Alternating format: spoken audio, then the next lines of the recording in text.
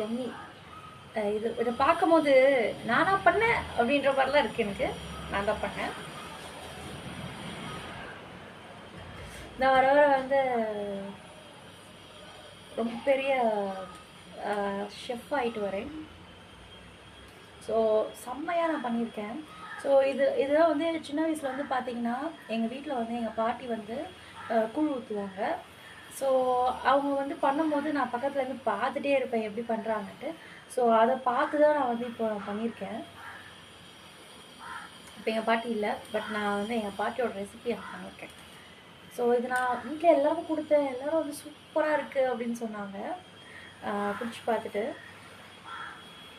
வாங்க டேஸ்ட் பண்ணலாம். அப்படியே உங்களுக்கும் எனக்கும்.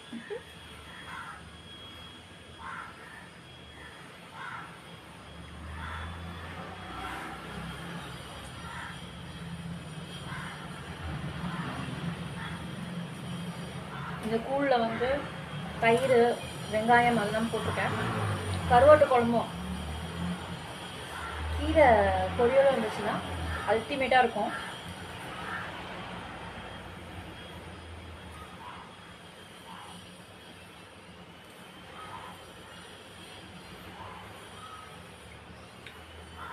நீங்களும் இந்த மாதிரி சம்மருக்கு உடம்புக்கு குளிர்ச்சியாக இந்த மாதிரி கூழ் வந்து பண்ணி சாப்பிடுங்க.